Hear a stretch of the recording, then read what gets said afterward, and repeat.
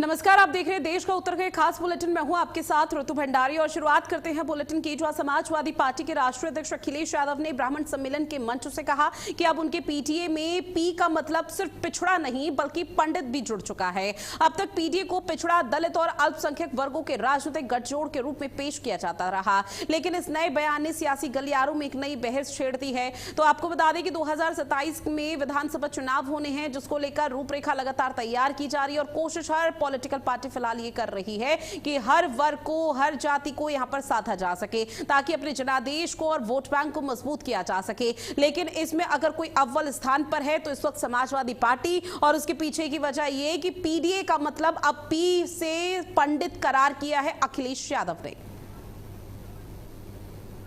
PDA की बात करते हैं और पीडीए की नई नई परिभाषा बनाते हैं। जब से पीडीए से वो लोग हारे हैं तब से पीडीए की नई नई परिभाषा बना रहे हैं वो लोग, लेकिन वो लोग भूल गए हैं पीडीए में पीडी पंडित का ही शुड फॉर्म है।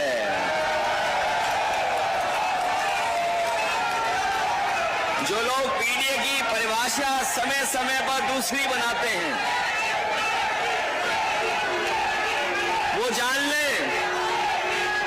कि पीडीए में पीडी जो है वो पंडित का शॉर्ट फॉर्म है, और जितनी पीड़ा दोगे, पीड़ा बढ़ाओगे, उतना ही पीडी और मजबूत दिखाई देगा। और इसी पर ज्यादा चर्चा करने के लिए हमारे साथ फोन लाइन पर एग्जीक्यूटिव एडिटर आशुतोष मिश्रा जी जुड़े हुए हैं। आशुतोष जी, जिस तरह से अखिलेश यादव की तरफ से अब पी से पंडित जोड़ दिया गया, जब तक अभी तक बल्कि 2022 के विधानसभा चुनाव तक पीडी की फुल फॉर्म कुछ और कही जाती थी, तो क्या ये मानकर चला जाए कि 2027 के लिए विपक्ष की समाजवादी पार्टी की कोशिश ये कि अब ब्राह्मणों को, पंडितों को पूरी तरह से साधा जा सके, अपने पाले में लाया जा सके?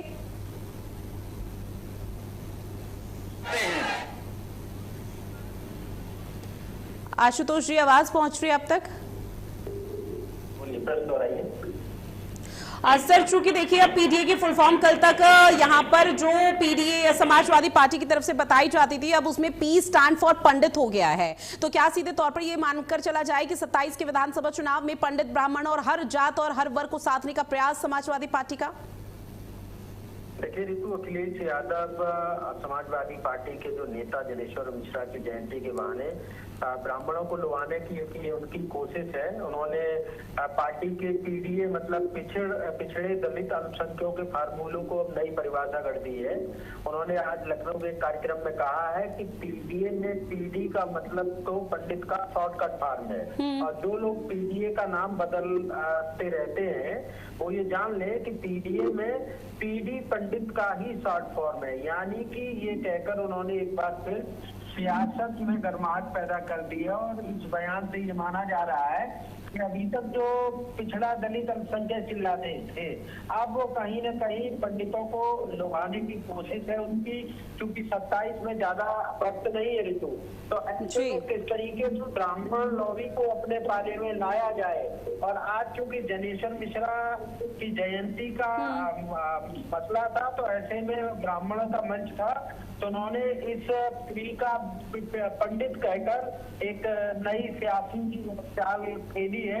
और यही वजह है कि आप देखेंगे कि अखिलेश यादव पर पूर्व में इस तरह के आरोप लगते रहे कि हमेशा उन्होंने जातियों को नाम लेकर बुलाया है। आपने सुना होगा, अब जब सवाल कर रहा था तो उन्होंने पूछा नहीं तुम्हारा पूरा नाम क्या है, अच्छा पंडित जी हो। तो अब वो कहीं न कहीं गलतियों को दोबारा नहीं दोहराना चाहते हैं, और अब किसी भी कीमत ब्राह्मणों को अपने पाले में लाना चाहते हैं, और खासकर उनकी पूर्वांचल पर नजर बनी हुई है, और यही वजह है कि वो इस तरह की बयानबाजी कर रहे हैं। लेकिन देखिए, सवाल यहाँ पर यह भी उठ जाता है कि जब यहाँ पर मुलायम सिंह यादव का शासन हुआ करता था समाजवादी पार्टी का खेमे में, तो वो मुस्लिम यादव के वोट बैंक के लिए जानी जाती थी कि बस वो मुस्लिम और यादवों के बारे में सोचती है और उन्हीं को लेकर विचाराधीन रहती है। उसके बाद धीरे धीरे यहाँ पर अपने आप को बदलने का प्रयास किया और एमवाई से सीधा पीडीए फैक्टर पर आए और 2022 में फिर 2024 के लोकसभा चुनाव में पीडीए के फैक्टर में उतना ज्यादा यहां पर प्रॉफिट समाजवादी पार्टी को नहीं हुआ, जिसके चलते अब समाजवादी पार्टी समझ चुकी है कि सनातन ही समाजवाद है, साधु संत ही अब अपने हैं और पंडित ब्राह्मणों को साधने का प्रयास ही अब यहां पर करना होगा, तभी हम पैठ यहां पर जमा पाएंगे। सीधे तौर पर यह कहना गलत नहीं आशुतोष जी कि हिंदुत्व की राजनीति अब सीधे तौर पर समाजवादी पार्टी के खेमे में? नहीं, देखिए रितु, इसमें आपको समझना होगा, मुलायम सिंह यादव जिस समय राजनीति करते थे, अब तो वो दुनिया में नहीं है, उस समय उन्होंने सभी जातियों को साधा था। आप देखेंगे मुख्य रूप से उनके साथ चेहरे नजर आते थे, बेनी प्रसाद वर्मा, जनेश्वर मिश्र, राम मनोहर लोहिया। आप ये समझिए वो एक अलग छवि थी। अखिलेश यादव अब जब मुख्यमंत्री बने उसके बाद से आपने देखा कि एम/बाई फैक्टर जो मुलायम सिंह के समय भी चलता था, लेकिन अन्य जातियों को वो साथ लेकर चलते थे। लेकिन अखिलेश यादव आने के बाद कहीं ना कहीं एम/बाई फैक्टर भी टूट गया और जो अन्य जातियां थी वो भी टूट चुकी हैं। अब रही बात साधु संतों के सम्मान की, तो आपने देखा कि किस तरीके से सदन के बाहर पप्पू यादव जो बिहार से सांसद हैं, उन्होंने संत समाज का मजाक उड़ाया और समाजवादी पार्टी के सांसद पीछे खड़े हुए थे। तो ये तस्वीरें भी सत्ता पक्ष को चुभ रही हैं और सत्ता पक्ष इसको माहौल बना रहा है, इसको मुद्दा बना रहा है कि अगर आप सनातन प्रेमी हैं तो क्यों एक विशेष समुदाय के परिवेश का मजाक उड़ा रहे हैं। तो इस तरह का ये, हालांकि आज उन्होंने जरूर टीका पंडित कहकर ये एक मैसेज देने की कोशिश की है कि उत्तर प्रदेश में पिछड़ा अल्पसंख्यक के अलावा ब्राह्मण भी एक बड़ी तादाद में है और यही वजह है उन्होंने ये कह के कहीं ना कहीं ब्राह्मणों को अपने खेमे में लाने की एक कोशिश की है। चूंकि चुनाव में अब बहुत ज्यादा वक्त नहीं उत्तर प्रदेश के अंदर और आज शीत सत्र का भी समापन हो गया है, अनिश्चितकालीन के लिए हो गया, तो इस वजह से अब कहीं ना कहीं सियासत शुरू हो जाएगी और आप देखेंगे कि नए नए बयान, नए नए नारे आपको देखने को मिलेंगे उत्तर प्रदेश के पॉलिटिशियन के द्वारा। और उसी क्रम में ये जो अखिलेश यादव ने सियासी दाव चला है, तो कहीं ना कहीं बीजेपी में आप देखेंगे एक बड़ा तबका है जो ये कहता है कि ब्राह्मणों को दरकिनार किया जा रहा है, ब्राह्मण सरकार और बीजेपी कहीं ना कहीं ब्राह्मण विरोधी है, ऐसा एक मैसेज देने की कोशिश की जा रही है और उसी को लुभाने के लिए अखिलेश यादव ने ये सियासी चाल चली है। लेकिन देखिए, अगर हाल फिलहाल के बयानों का हम जिक्र करें तो 2025 का वो बयान भी याद आता है जब आजमगढ़ में अपने नए पीटीए भवन के गृह प्रवेश के दौरान अखिलेश यादव की तरफ से एक टिप्पणी की गई थी कि ब्राह्मणों की जगह ऐप के जरिए भी पूजा कराई जा सकती है, जिसके बाद वो अपने वाराणसी के जो पंडित हैं उन्होंने गृह प्रवेश की पूजा कराने से पूरी तरह से इनकार कर दिया था, जिसके बाद गहमा गहमी इस बात को लेकर हो रही थी जो पंडित और ब्राह्मण हैं वो नाराज अखिलेश यादव और समाजवादी पार्टी से हैं। जिसके बाद दूसरा बयान भी सामने आता है कि जो राजकुमार भाटी हैं उन्होंने ब्राह्मण समाज को लेकर एक विवादास्पद बयान दिया और उससे ब्राह्मण समाज नाराज हो गया। स्वामी केशव प्रसाद मौर्य का लगातार, माफ कीजिएगा, स्वामी प्रसाद मौर्य का लगातार हम जिक्र करते हैं। रामचरितमानस की जो प्रांतियां थी वो यहां पर जला दी गई थी, उसको फाड़ दिया गया था, उसके बाद नाराजगी यहां पर देखने को मिल पाई थी। और ब्राह्मण कार्ड क्या ये सिर्फ डैमेज कंट्रोल के लिए है कि उस परिभाषा को बदला जा सके, उन चीजों को नजरअंदाज किया जा सके ताकि समाजवादी पार्टी की रूपरेखा स्थापित रहे? बिल्कुल डैमेज कंट्रोल करने की कोशिश है ये। हालांकि जो आपने जिक्र किया कि स्वामी प्रसाद मौर्य इन्हीं की पार्टी के वरिष्ठ नेता थे, समाजवादी पार्टी से ही उनको एमएलसी बनाया गया, समाजवादी पार्टी में राष्ट्रीय महासचिव थे। आपने देखा कि किस तरीके से रामायण की उन्होंने प्रतियां जलाई।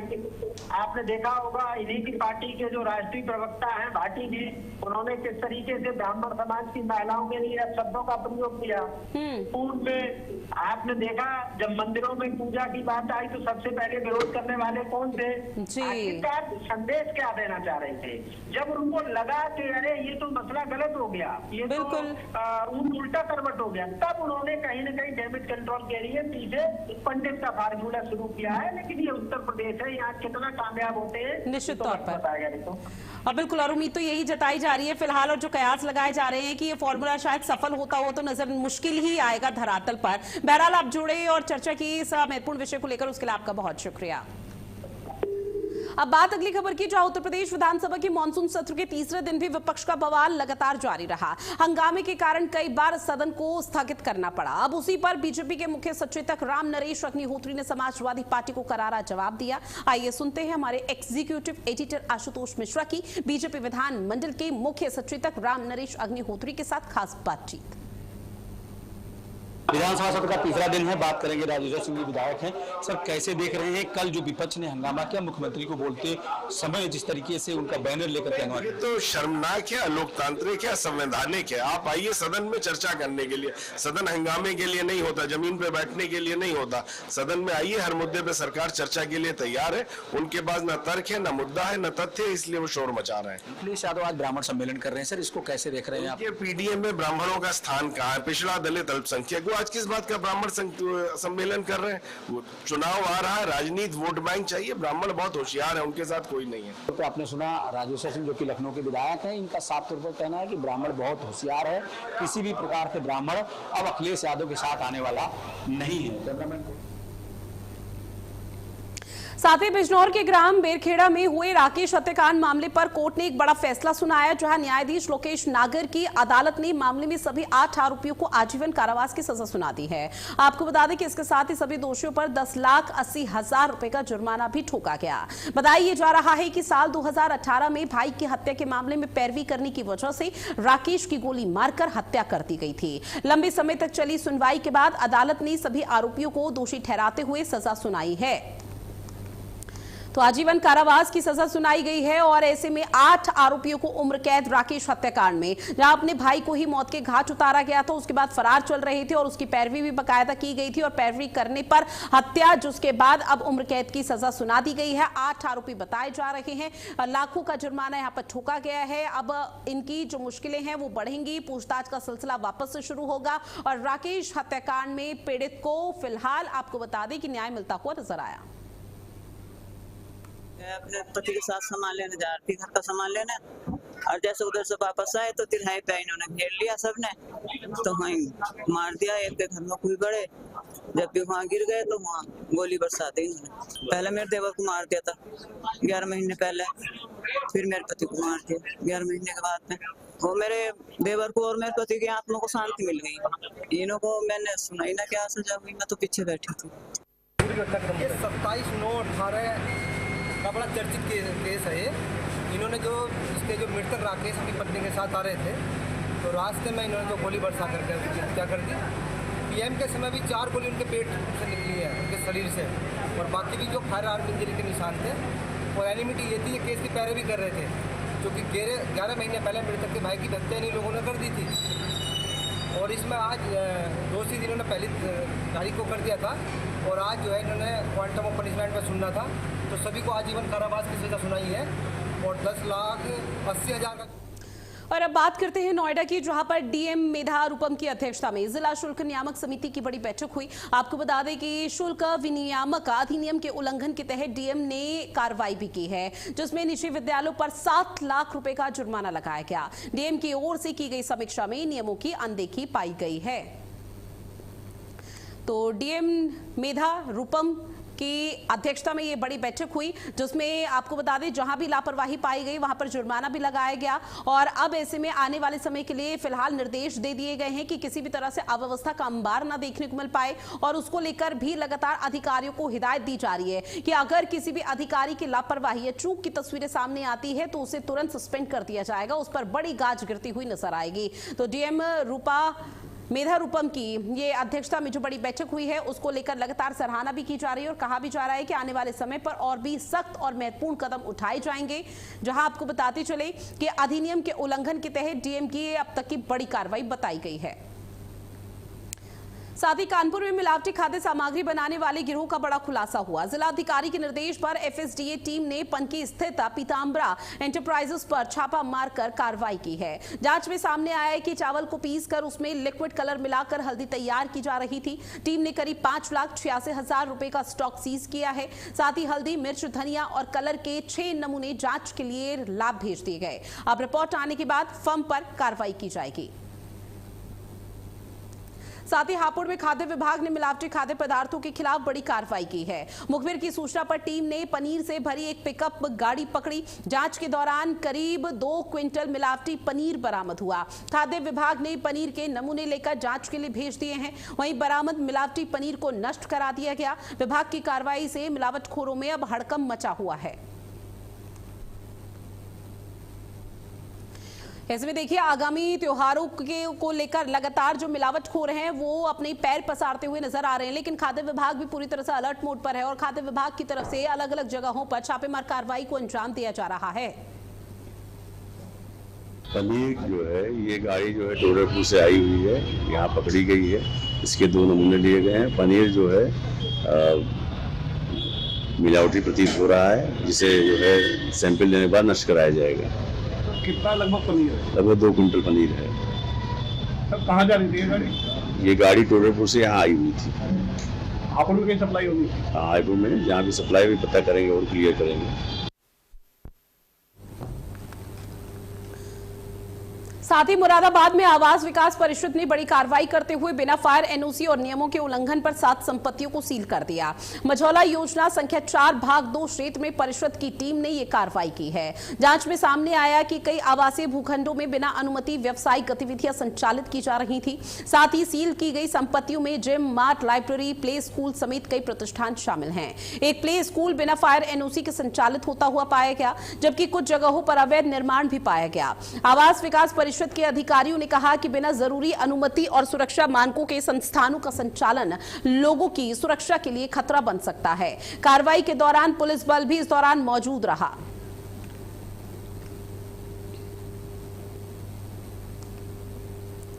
साथ ही यूपी संस्कृत बोर्ड का टॉपर रजनीश यादव कानून के शिकंजे में फंस चुका है। दरअसल रजनीश यादव पर जालसाजी का मुकदमा दर्ज है। रजनीश यादव पर अपने नाम और जन्म तिथि में हेराफेरी करने का आरोप है। फर्जी दस्तावेजों के सहारे रजनीश यादव ने परीक्षाएं दी। पड़ोसी जगत प्रसाद की शिकायत पर एफआईआर दर्ज की गई। फिलहाल पुलिस आरोपी के दस्तावेजों को खंगाल रही है। प्रतापगढ़ के थाना आसपुर बेसरा पर आज एक लिखित दलील प्राप्त हुई, जिसमें आरोप लगाया गया कि ग्राम बैजलपुर के अजय कुमार ने कूट रचित दस्तावेज तैयार कर, जैसा कि आधार कार्ड में अपना नाम एवं जन्मतिथि को बदलकर उत्तर प्रदेश माध्यमिक संस्कृत शिक्षा परिषद। अब बात सोनभद्र की करते हैं, जहां पुश्तैनी जमीन की खतौनी से नाम हटाने का मामला सामने आया। पीड़ित परिवार ने मुख्यमंत्री से न्याय की गुहार लगाई। आरोप है कि बिना किसी आदेश के गाटा संख्या 404 से नाम हटाया गया और जमीन कब्जाने के लिए दबाव बनाया जा रहा है। साथ ही पीड़ित ने लेखपाल पर संतोषजनक जवाब नहीं देने और धमकी मिलने का आरोप लगाया। परिवार ने डीएम और एसपी से निष्पक्ष जांच और सुरक्षा की मांग की है। और देखिए तस्वीरें आपकी टीवी स्क्रीन पर, जहां लगातार मांग की जा रही है कि उनको न्याय मिल सके, क्योंकि उनका नाम काट दिया गया है और उसको लेकर लगातार प्रशासन से कई दफा यहां पर शिकायत की गई है। लेकिन जब प्रशासन नहीं सुन रहा है, कुंभकर्णी नींद से नहीं जाग रहा है, तो उसके बाद उन लोगों का कहना कि अगर प्रशासनिक अमले ने अभी भी नहीं सुना तो फिर वो आंदोलन करने पर विवश हो जाएंगे और बड़े और व्यापक स्तर पर आंदोलन किया जाएगा।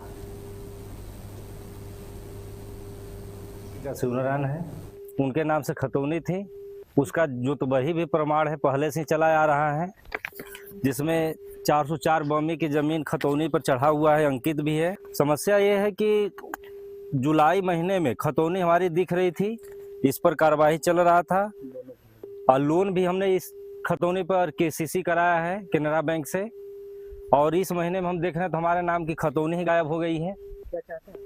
हम चाहते हैं कि हमारी जांच की जाए जमीन की और हमें हमारी जमीन मिले। ये तो बहुत बड़ी समस्या है। ये किसी की भी खतौनी ऐसे लोग मिल करके, लेखपाल मिल करके गायब कर सकते हैं। जब लेखपाल से पूछा जा रहा है तो लेखपाल बोल रहे हैं कि हमें कुछ नहीं पता है कैसे गायब हो गया, जिसका कोई रिपोर्ट भी नहीं है, किसी के आदेश भी नहीं है। ऐसे ही लोग मनमानी किए जा रहे हैं। हमारा कब्जा है, जोत कोड़ हम किए थे, बीज हम डाले थे, बीज भी हमारा वो लोग मनबढ़ी के रूप से आकर के गोजी डंडे के सहारे जोत दिए। अब बात अलीगढ़ की करते हैं, जहां एक रेस्टोरेंट की आड़ में नशीले हुक्के के कारोबार का मामला सामने आया। बता दें कि रेस्टोरेंट में युवाओं को हुक्का परोसे जाने का आरोप है। बताया जा रहा है कि रेस्टोरेंट में हुक्के के साथ साथ प्राइवेट कैबिन की भी सुविधा दी जा रही है। यहां नौजवान युवक युवतियां नशीले हुक्के का सेवन करते नजर आए हैं, जिसका वीडियो सोशल मीडिया पर वायरल हो गया। अब स्थानीय पुलिस पहले भी रेस्टोरेंट संचालकों के खिलाफ कार्रवाई कर चुकी है, लेकिन इसके बावजूद दोबारा गतिविधियां जारी रहने का आरोप लग रहा है। अब वायरल वीडियो के बाद पुलिस मामले की जांच में जुटी हुई है। अलीगढ़ के थाना रोरावर इलाके के नादा चौराहा स्थित डाउन टू अर्थ कैफे से एक मामला निकल करके सामने आ रहा है। वो बता दें कि डाउन टू अर्थ नाम कैफे के नाम से रेस्टोरेंट संचालित है। वहीं आपको बता दें कि रेस्टोरेंट में परिवार अपने बच्चों के साथ भोजन करने के लिए पहुंचते हैं, लेकिन यहाँ मामला उल्टा नजर आ रहा है। तस्वीरों में साफ तौर से देख सकते हैं नव युवक युवती और युवतियाँ बैठ करके हुक्के का सेवन कर रही हैं। वहीं आपको बता दें कि रेस्टोरेंट के अंदर जो है प्राइवेट कैबिन भी बनाए गए हैं। प्राइवेट कैबिन में लड़के और लड़कियों को जो है प्रति घंटे के हिसाब से सेवाएं दी जाती हैं। आपको बता दूं कि थाना रोरावर पुलिस के द्वारा एक बार पूर्व में भी रेस्टोरेंट संचालक के खिलाफ कार्रवाई की जा चुकी है, लेकिन बावजूद इसके रेस्टोरेंट संचालक के हौसले किस कदर बुलंद हैं ये आप तस्वीरों के माध्यम से देख सकते हैं। तस्वीरों में वायरल वीडियो जिस तरह हो रही है, लड़के और लड़कियां बैठ करके नशीले हुक्के का सेवन करते हुए नजर आ रहे हैं। लगातार अलीगढ़ पुलिस नशेबाजी के खिलाफ अभियान चला रही है और नशेबाजी करने और कराने वालों के खिलाफ कार्रवाई कर रही है। अब देखने वाली बात ये हुई कि किस कदर जब वीडियो वायरल हो रही है तो अलीगढ़ पुलिस इस रेस्टोरेंट संचालक के खिलाफ क्या कार्रवाई करती है।